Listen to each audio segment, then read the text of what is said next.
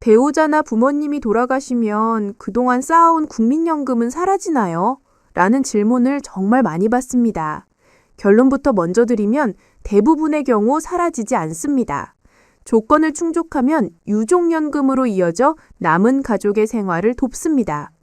오늘은 전국 기준으로 누가 언제 얼마나 받을 수 있는지, 그리고 내 연금과 겹칠 때 무엇을 선택해야 더 유리한지까지 실전 사례로 아주 쉽게 풀어드리겠습니다. 다음 편에서는 유족연금이 기초연금과 만날 때 생기는 감액과 절세 포인트를 예고해 드릴게요. 안녕하세요. 편한생활TV입니다.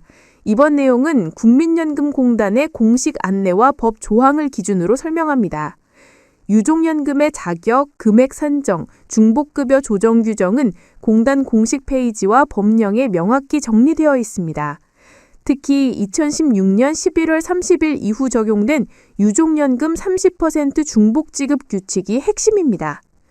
먼저 큰 줄기부터 잡겠습니다. 국민연금은 가입자가 사망하면 그분의 가입기간과 상태에 따라 유족에게 연금이 전환됩니다. 노령연금을 이미 받고 계시던 분이든 가입 중이던 분이든 또는 과거에 10년 이상 가입했던 분이든 일정 조건을 채우면 유족에게 연금이 지급됩니다. 여기서 유족은 법에서 정한 순위와 요건이 있습니다. 현실에서는 배우자, 자녀, 부모, 손자녀, 조부모 순으로 우선순위를 따지는데 나이, 장애 요건이 동반됩니다.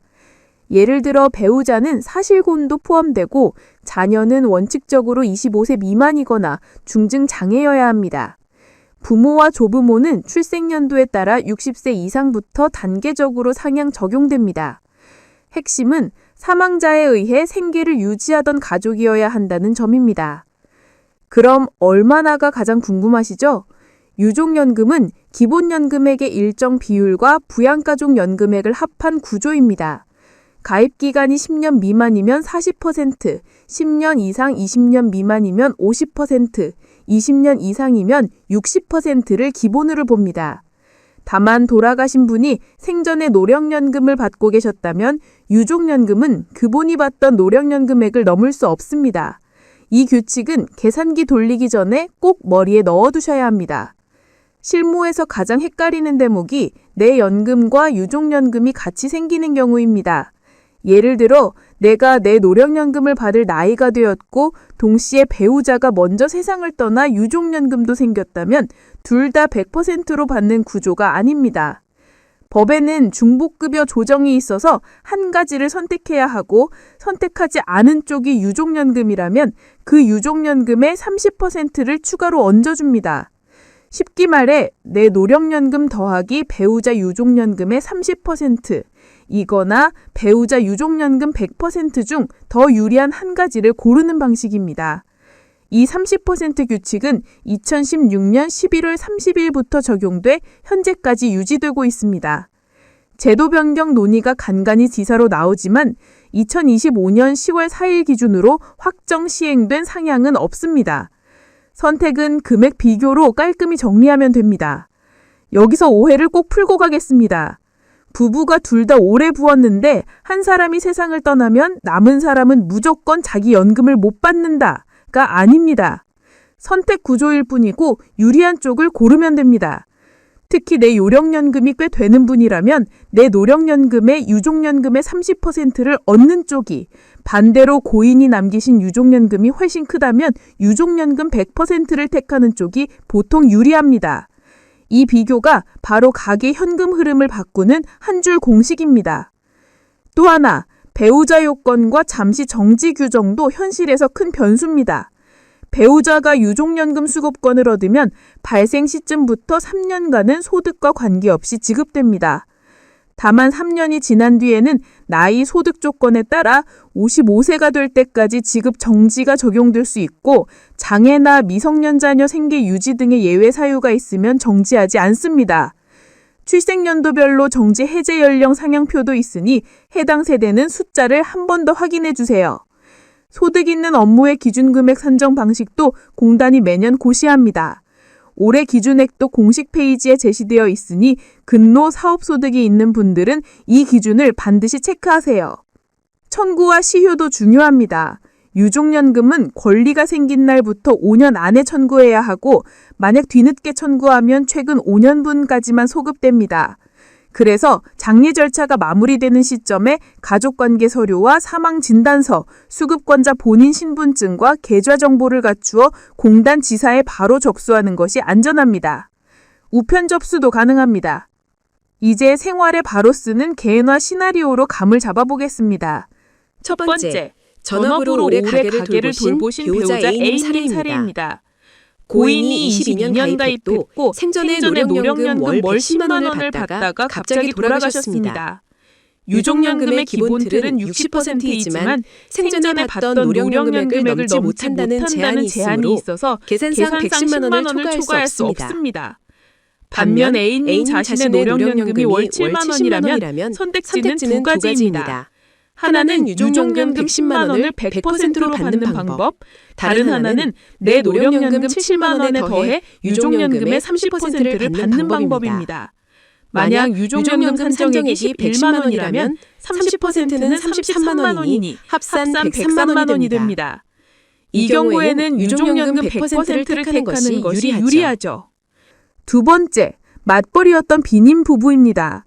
고인은 15년 가입으로 기본연금액 50% 구간이고 생전 노령연금은 아직 개시 전이었습니다.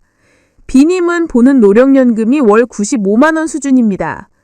고인의 유족연금이 계산상 월 80만 원이라면 선택지 비교를 해보면 내 노령연금 95만 원 더하기 유족연금 30% 24만 원은 119만 원인데 유족연금 80만 원이면 이때는 내 연금 더하기 30%를 선택하는 것이 정답입니다. 이 법칙 하나만 외우셔도 대부분의 가정은 손해를 피할 수 있습니다.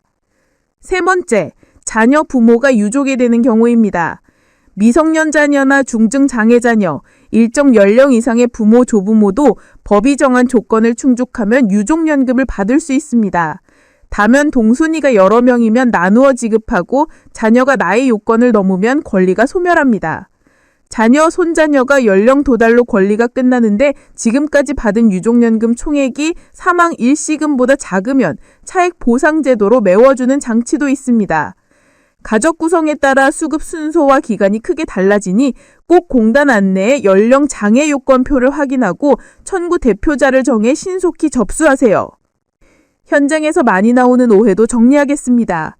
부부가 둘 다 오래 부으면 한 명은 결국 못 받는다는 말은 사실이 아닙니다. 제도의 설계는 둘 중 하나 더하기 30% 또는 유족 100% 중 유리한 선택을 하게 해 생활을 지키자는 취지입니다. 또 한 번 결정하면 못 바꾼다는 말도 절반의 진실입니다. 최초 선택 이후 상황 변화로 더 유리한 급여가 생기면 변경 여지가 있으니 공단 상담으로 케이스를 꼭 재점검하시길 권합니다. 제3자의 가해로 사망하여 손해배상을 받은 경우에는 일정 기간 유족연금이 정지되거나 절반만 지급되는 별도 규칙이 있으니 사고성 사망이라면 별도 서류를 준비해야 합니다. 오늘의 한 줄 공식은 이것입니다. 배우자나 부모님이 돌아가셔도 국민연금은 대부분 유족연금으로 이어져 내 연금과 겹치면 내 연금 더하기 유족 30%와 유족 100% 중 더 큰 쪽을 선택한다. 이 문장만 2번 되뇌이셔도 막막함이 줄어듭니다. 마지막 체크포인트를 생활 흐름에 맞춰 드리겠습니다. 장례 직후에는 가족관계 서류와 사망진단서, 수급권자 본인 신분증과 본인 계좌를 챙기고 가능한 한 빠르게 공단 지사에 청구하세요. 만약 사정상 늦어지면 최근 5년분까지만 소급된다는 점 꼭 기억하시고 내 노령연금 개시 시점과 겹치는 분은 두 금액을 비교해 유리한 선택을 하세요. 근로 사업 소득이 있으신 분들은 소득 있는 업무 기준액을 매년 확인해 불필요한 지급 정지를 피하시길 바랍니다. 오늘 내용이 도움이 되셨다면 꼭 주변 분들과 공유해 주세요. 이 영상은 법적 재정 자문이 아니며 개인별 상황에 따라 다른 부분이 있을 수 있으니 최종 확인은 국민연금공단 1355 상담과 지사 창구에서 해주시길 권합니다. 구독과 좋아요, 알림 설정 부탁드립니다. 감사합니다.